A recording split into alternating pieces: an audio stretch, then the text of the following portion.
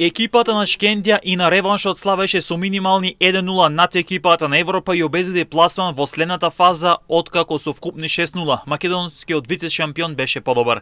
Единствен стрелец на реваншот во Скопје беше штипјанецот Ване Крстевски, кој погоди за триумф на тетовскиот тим.